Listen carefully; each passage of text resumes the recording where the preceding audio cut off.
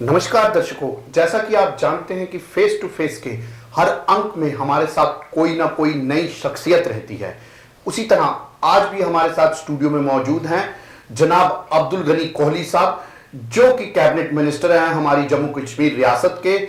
हम इनसे ये पूछेंगे कि किस तरीके से इन्होंने अपने डिपार्टमेंट को उभारा और भी कई ऐसे मुद्दे हैं जो इस समय बड़े इंपॉर्टेंट हैं हमारी जम्मू कश्मीर रियासत के लिए और वो बड़ी गर्मी का मुद्दा बने हुए हैं। तो आइए इनसे जानते हैं कि किस तरीके से इन्होंने अपनी डिपार्टमेंट को अपनी रियासत में डेवलपमेंट की तरफ लाया, क्योंकि इनके कुछ डिपार्टमेंट ऐसे हैं जिससे हमारे नौजवान पीढ़ी को एम्प्लॉयमेंट मिलता है। जी कोहली साहब, आपका हमारे स्टूडियो में स्वागत है। शुक्रिया। कोहली साहब, सबसे पहले मैं ये जानना चाहूंगा कि आज आपका जो डिपार्टमेंट है एनिमल शीप और फिशरी, इसमें किस तरीके के प्रोग्राम्स को, आज 3 साल होने आ गए लगभग आपकी सरकार को, तो आपने क्या क्या प्रोजेक्ट्स को पूरा किया, क्या क्या अभी पाइपलाइन में है और क्या क्या प्रोजेक्टेड हैं? देखिए, सबसे पहले तो मैं ये आपको बताऊं कि मैंने जब ज्वाइन किया इस डिपार्टमेंट में कोई तौर तरीका इस वजह से नहीं था, कुछ सीनियरिटी लिस्ट नहीं थी और कुछ लोग तो मर गए रिटायरमेंट के बाद, कुछ डायरेक्टर बने, कुछ जिंदा रिटायर्ड हैं, कुछ अभी सर्विस में हैं। ये सब इनको वेटरनरी असिस्टेंट सर्जन की जो पोस्ट है जो शुरू में होती है उसी पे रिटायर्ड हुए जी। रीज़न वाज कि इनकी कोई भी सीनियरिटी लिस्ट नहीं बनी थी। ये एक डिपार्टमेंट में for the first time I have seen, और उसमें ये है कि आपको पता है पहले तो VS में जो सीरीज़ बनती है उसके बाद जब with passage of time promotion होती है, खासकर आपको पता है रिजर्व कैटेगरी, तो उसमें जो आपकी सीनियरिटी है वो ऊपर नीचे हो जाती है जी। बिल्कुल, उसको मेंटेन करने के लिए वहाँ बाकायदा अपडेट हर चीज़ करनी चाहिए थी। आई एम सॉरी टू से दिस कि दिस वाज नॉट देयर। जो एज ए मुलाजिम है, रिटायर्ड इंजीनियर हूँ, मुझे पता है, तो ना ही किसी जो रिटायर्ड लोग हुए उनको ग्रेड मिलता रहा, किसी ने बादर नहीं किया जी। एक तो मैंने आते हुए बड़ी कोशिश की, नोडल ऑफिसर बनाए, कुछ जो मर गए थे उनकी डिटेल भी ली, जो जिंदा है उनसे एक एफिडेविट ले आके फिशरी की तो मैंने DPC को आके वो मैं बना दी है और अब पब्लिसिटी कमीशन में मुझे लगता है वो अप्रूव भी हो गई है, उसकी जो सीनियरिटी लिस्ट थी वो मेंटेन हो गई है जी। इसी तरह एनिमल हस्बेंड्री, शीप हस्बेंड्री का things are in process and I am hopeful महीने 2 महीने में वो हमारी जो चीज़ सीनियरिटी लिस्ट बन जाएगी। And for the first time इस डिपार्टमेंट में एक सीनियरिटी लिस्ट जो बनेगी जी। दूसरे उसमें एक अनफॉर्चुनेट पार्ट ये भी था कि जो रूल्स होते हैं वो 75 के बाद इस डिपार्टमेंट में वो भी नहीं बने नहीं थे। रिक्रूटमेंट रूल जो है वो भी नहीं थे। खैर वो भी उसके पीछे हम लगे हैं। और फिर हमारे फिशरी डिपार्टमेंट का एक्ट 1903 का चल रहा है, अंदाजा लगाइए 114-15 साल पहले। ये ऐसी कुछ बातें थी, मैं चाहता था कि इसको थोड़ा सा अपडेट कर लें एंड आई एम हैप्पी कि फिशरी डिपार्टमेंट का जो एक्ट नया था वो हमारा अप्रूव भी हो गया है, असेंबली में भी अप्रूव हो गया है। दूसरे मैंने एक जो आपने पूछी डेवलपमेंट की, अनफॉर्चुनेट पार्ट इज दिस कि हम 60-70 करोड़ एग इंपोर्ट करते हैं जी और 6-7 crore one day old chicks import करते हैं। इसी तरह 14-15 लाख हम जानवर जो है वो इंपोर्ट करते हैं। जिस Jammu and Kashmir being a green state, ये हालत है हमारी। मैं लास्ट टाइम राजस्थान गया तो मैंने वहाँ देखा कि being a desert state they are self sufficient in millet and matar. तो सोचने की ये बात है कि जब इतना इंपोर्ट करते हैं, इसका मतलब है अगर हम इस लाइन की तरफ तवज्जो देंगे, इस फैक्ट्री की तरफ, इस स्ट्रीम की तरफ, इसमें बड़ा स्कोप है जो अनएम्प्लॉयमेंट यूथ है।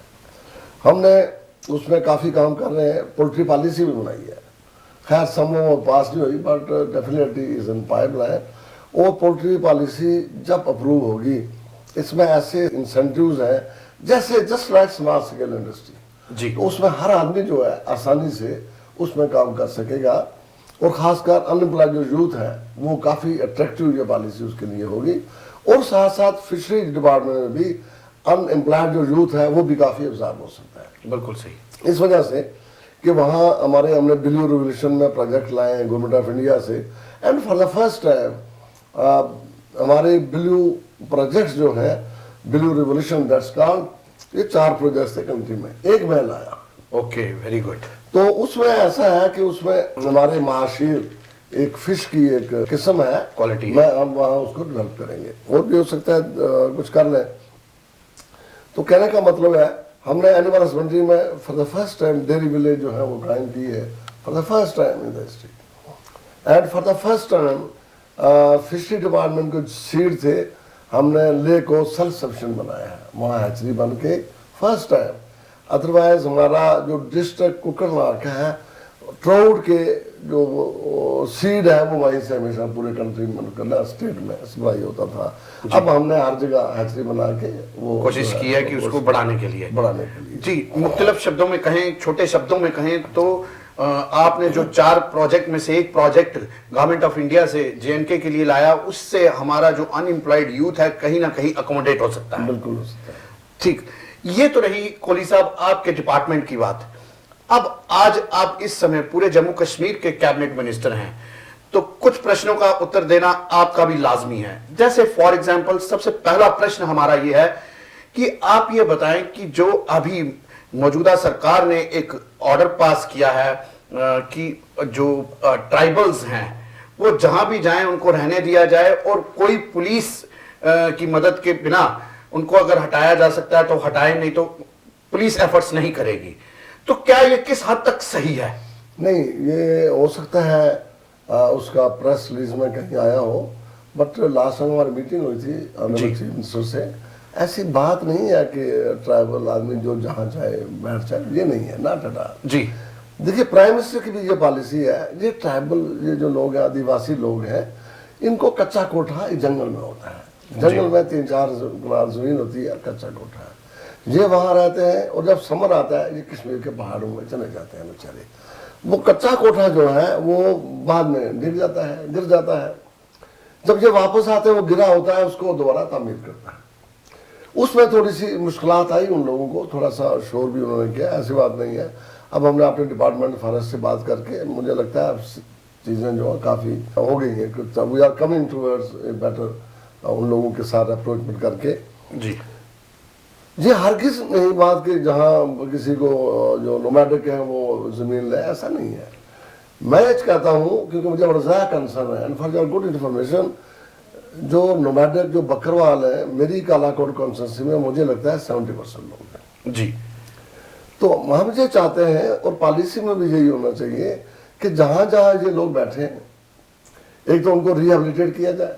जो फर्स्ट इम्पॉर्टेंट जो हमारी ट्राइब की पॉलिसी हो उसमें ये पॉइंट हम जोर देंगे इस पे कि इनको रिहेबिलिटेट किया जाए। और जहाँ जहाँ ये बैठे हैं दे शुड बी स्ट्रेंथेंड जी, ताकि उनको परेशानी ना हो।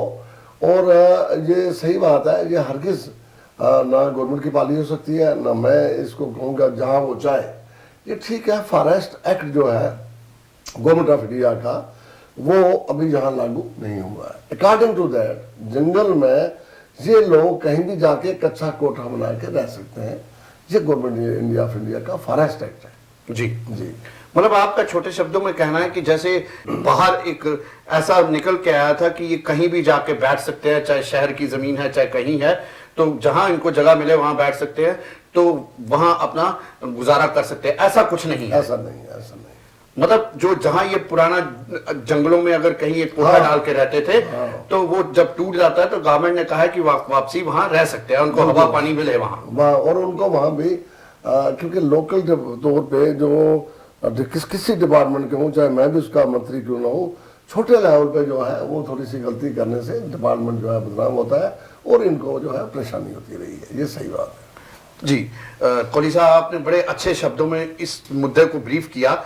अब मैं मुद्दा आपसे ये पूछूंगा, इसी से मुतालिक जुड़ा हुआ था कि जो रोहिंग्याज हैं, मतलब इन सब मुद्दों को क्लब किया जा रहा था, क्या ये कहां तक सही है? जो रोहिंग्याज हमारे जम्मू कश्मीर में ही नहीं पूरे ओवरऑल इंडिया में कहीं ना कहीं किसी न किसी कोने में थोड़ा थोड़ा बस रहे हैं, खासकर जम्मू कश्मीर में उनकी जो तादाद है वो ज्यादा है, तो वो तो एक किस्म के बॉर्डर क्रॉस करके आ रहे हैं, तो कहां तक सही है?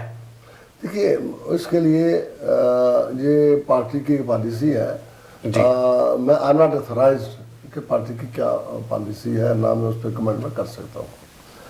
लेकिन ये हमें समझना चाहिए कि ये एक इंसानी मसला है जी और सिक्योरिटी का भी मसला है जी जैसे है।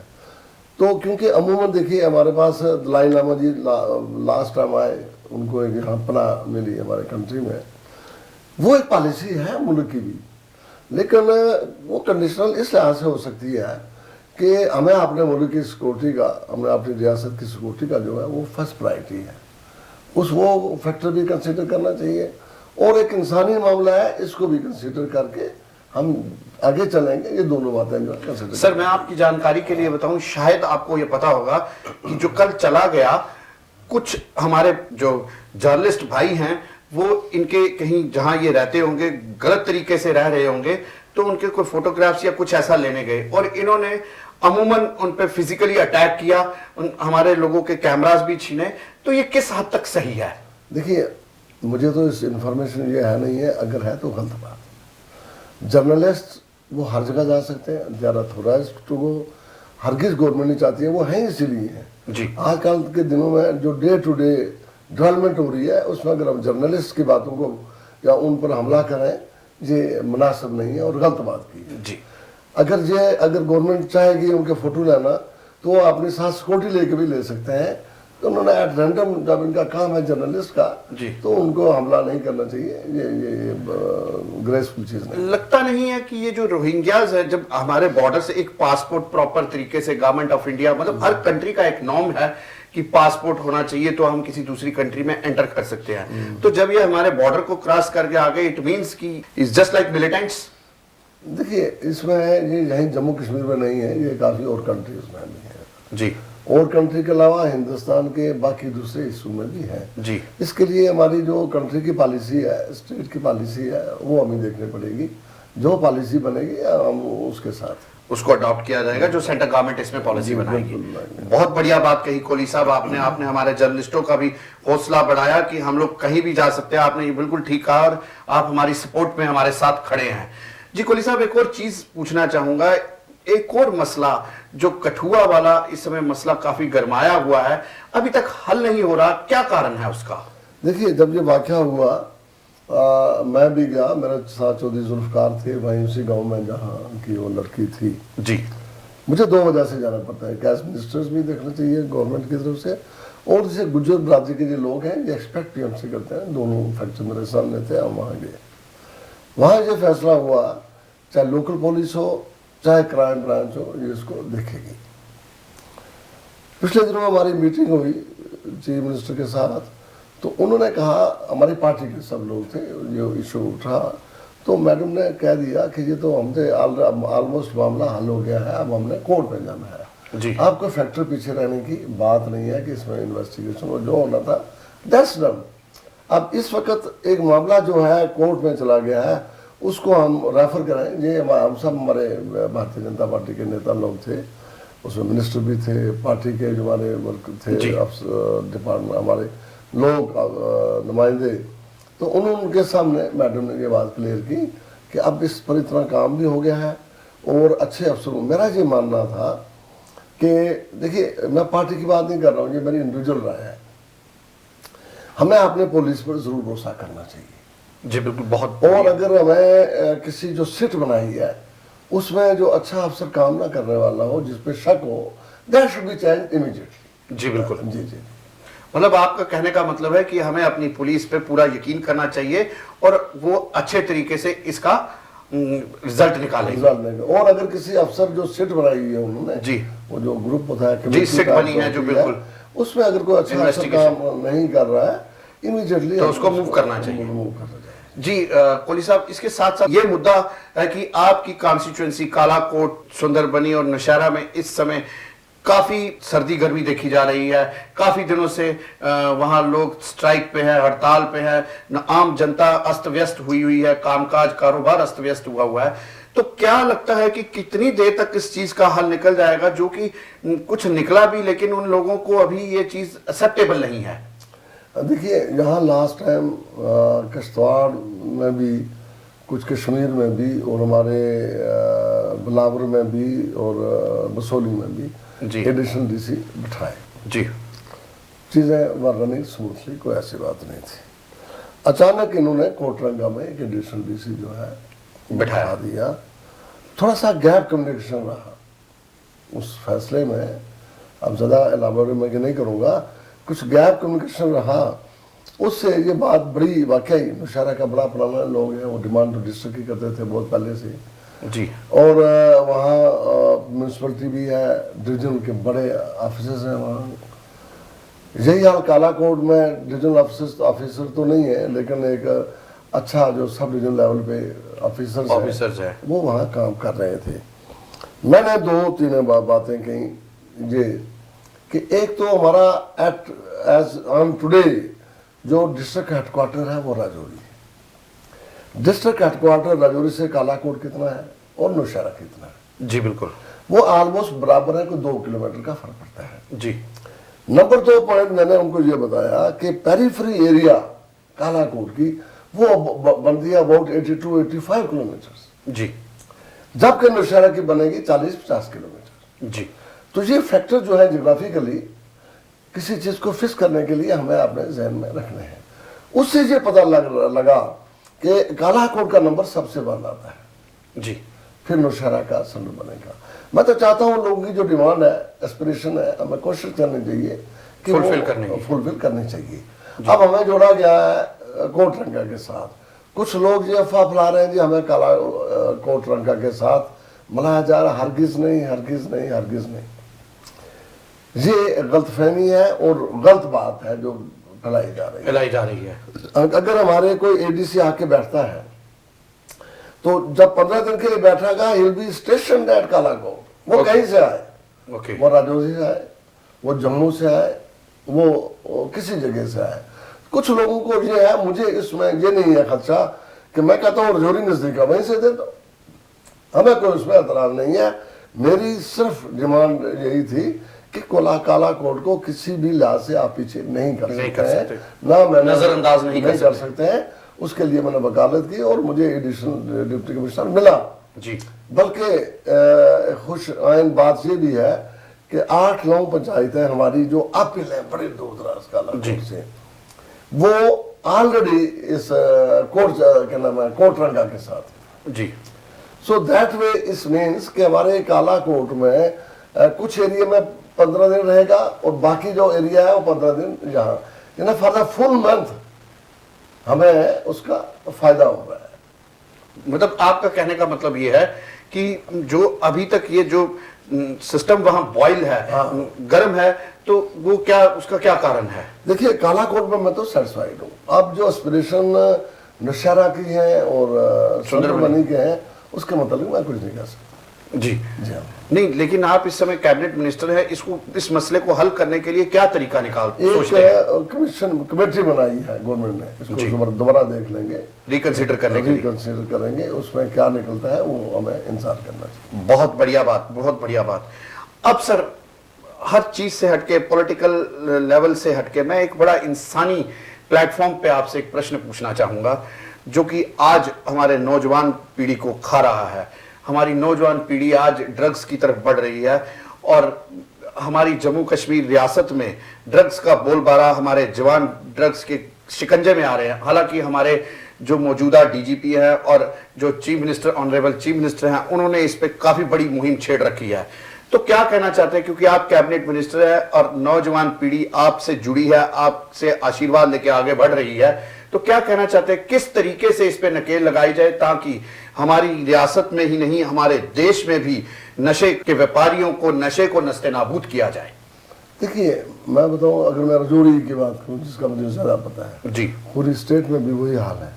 वहां पुलिस ने अच्छा खासा काम किया जी, बल्कि जो लोग डील करते थे इसमें उन्होंने काफी लोगों को पकड़ा है और मुझे लगता है कि राजौरी में जिस ढंग से काम हुआ वो वाकई काबिल तारीफ है जी।